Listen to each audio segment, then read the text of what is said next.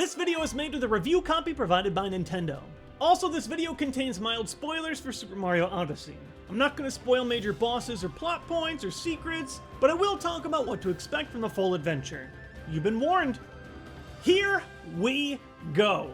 It's been a long time since we've seen a new main series 3D Mario title. Almost 5 years since 3D World, a decade since Mario Galaxy, and 15 years since the last truly sandbox-style open Mario game, Super Mario Sunshine.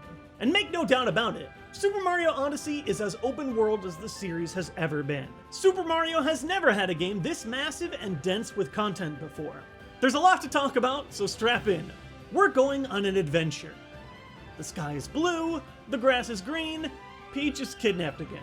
But at least in Odyssey, they don't pretend like it's a surprise. The game actually opens with you in mid-struggle. Bowser's got a fancy new getup and a crew of bodyguards, the Bunny Broodals, who act as wedding planners for Bowser's absurd plan to force Peach into wedlock.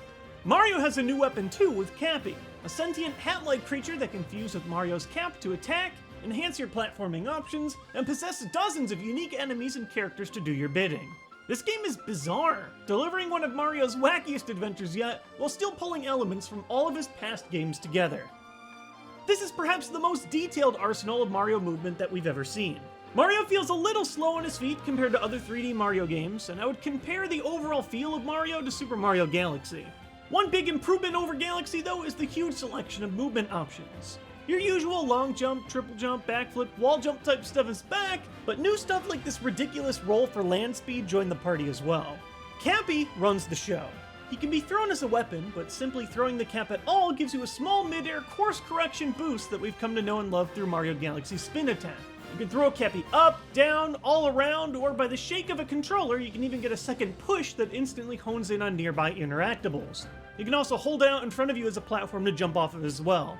Cool combinations like holding your Cappy in mid-air and then diving on top of it for an extra jump are possible, and learning every new trick feels great. The only thing I didn't personally enjoy was swimming, which takes away the ability to move freely in any direction underwater like in the other games. There is a capture ability that allows you to freely swim in any direction, but on his own, Mario just doesn't feel very great in the water. Thankfully, most places you actually are underwater do have this capture ability available. While there's a variety of motion-specific Joy-Con controls that you can perform, I played the entire game comfortably using the Pro Controller.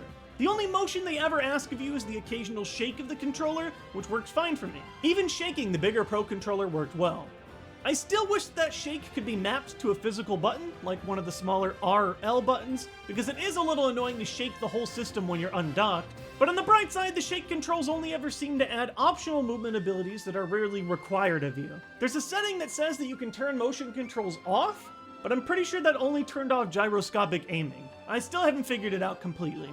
In general, I found that the camera works well, giving you complete control similar to Super Mario Sunshine, but having open enough spaces where I typically never felt too cramped to see. There's also the option to invert the camera stick vertically and horizontally, which should please a handful of players with that specific preference. The capture system is arguably the heart of Odyssey, and it's great. Most enemies, and even some NPCs, can be instantly controlled by Cappy if you're able to land a cap on top of their head. There are over 50 controllable characters to collect, kind of giving it a Pokemon feel. While some are definitely more exciting than others, they make for perfect puzzle-solving tools to break up your usual Mario run-and-jump gameplay. I don't want to get too deep into individual capture details because I have a top 10 about them coming up soon, but the sheer variety here is perfect. Not once did it ever occur to me that this game has no traditional power-up system. Capturing is the power-up, and it's one of the best sets of power-ups a Mario game has ever had. Your main formula of collecting and unlocking from the first 3D Mario games is back. Instead of stars or shines, you'll be collecting moons, which power up the Odyssey, your airship, allowing you to access more worlds and catch up with Bowser and the Broodals. A few classic staples have also been changed for the better too. Gone is the pointless and outdated one-up system. Instead, every time you die, you lose 10 coins and that's it. You jump right back into the action. But on the other side of that coin, ooh, pun intended, coins actually do matter in the game, letting you purchase tips, collectibles, and other bonuses throughout the game if you're able to keep that total high. Also, while most are familiar with the classic 120 stars formula, Odyssey has over 800 total moons to collect over a huge assortment of kingdoms. These moons can be found in an endless different style missions, from exploring to platforming to bosses to riddles, minigames. There's just so much to do, and it's an absolute joy, both purposely and accidentally unearthing these little moons. There are a lot of brilliant ideas with a ton of variety that serve as the high point of this adventure. Remember the challenging Super Mario Sunshine levels where they bring you to a floating, disconnected world without FLUDD? These are back in endless supply. Sometimes with Cappy, but sometimes where you have to deposit your camp at the door and work as a regular Mario again. My greatest fear was that all this exploring would cut back on the pure platforming, but segments like these deliver on tight reaction-based gameplay that I love.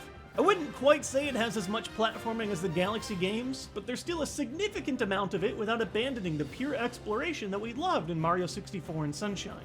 While the collectible count is astronomically higher, there are a few things that have that total slightly inflated. For one, moons are everywhere. You might find one hidden in a glowing spot on the ground, or in a rock, or just floating out in the open for you to grab after a few jumps. There's a big handful of moons that can be purchased from specific shops for 100 coins each, and a major boss battle will always end in awarding you with 3 moons at once. You'll also notice mission themes are in almost every world.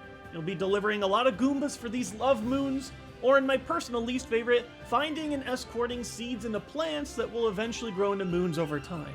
The variety is very high, but I could see some of these core returning mission types feeling monotonous by the end of a long completionist playthrough. The moons are presented to the player in a pretty brilliant way.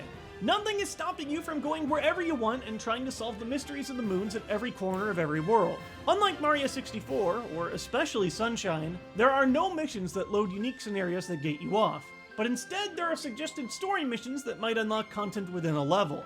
These story missions are often some of the game's best, guiding you through major mechanics throughout the levels, building up to big bosses, and giving you a tour of each major kingdom.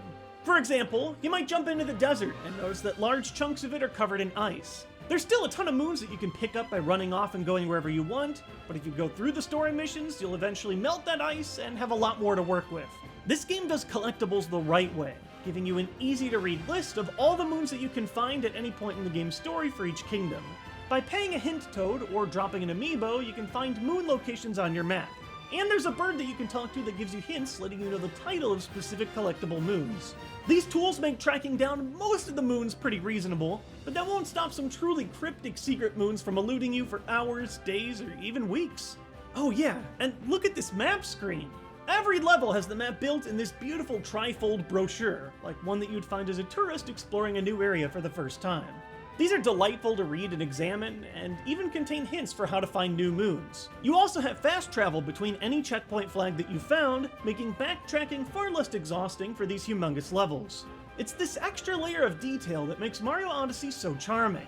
These levels are gorgeous, ranging from your usual elemental levels like ice and water, to new locations like the Burton-esque monochromatic Cap Kingdom, or the bright and polygonal food-based Luncheon Kingdom. Some of the best locales are at the end of the game, but I just don't have it in me to spoil them for you guys in this review. Even the classic Mario locations like Bowser's Castle have been given new twists that make them feel like places you've never been before in a Mario game. It's an Odyssey after all, and it takes you all over the world. Another thing I'm sure you've noticed by now is that Mario rarely looks like the red overalled former plumber that we all know and love. And that's because Odyssey is packed with costumes. Dozens and dozens of costumes, most of which are unlocked at souvenir shops that can only be bought with region-exclusive purple currency. Again, it's hard to show too many of these without spoilers, but there is a staggering catalog of clothes to pick up in this way. From retro game callouts to new outfit types altogether, you can customize your character in ways I never would have expected. There's definitely a Banjo-Kazooie style collectathon to be found in Odyssey, but I'm personally happy that it's limited to just 2 different kinds of things to collect. Moons and purple coins, and that's it. It keeps things easy to keep track of while still giving you something to find at every corner of every map. I know I'm making it obvious, but I love this game. This game makes me as happy as Mario looks when you select the save icon at the pause menu. Just look at that face! Having just come off a huge marathon where I played every other 3D Mario game in a row, it's easy to see how the developers took each and every piece that made past Mario games good, and then bundled it together in a package that feels fresh and updated for modern gaming. It has everything!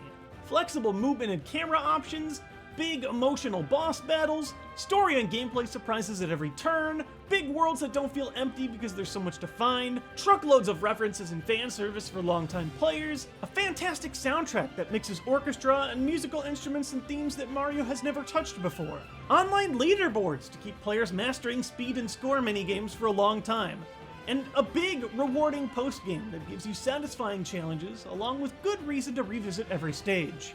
This adventure will easily run you over 100 hours while still having major projects to tackle.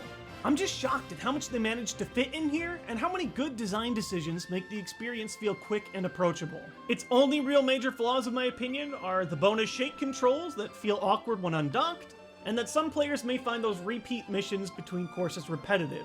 But the core experience is a near-perfect adventure that I think we'll be talking about and playing for a long time. It's a love letter to Mario fans, and I think that players new and old are going to find a lot to love. Thank you for watching today's review video. If you want to see me play through this game live, I'll be playing it almost every day at twitch.tv/TheJWittz. Otherwise, I'll see you guys next time with more Nintendo content, and definitely some more Super Mario Odyssey content.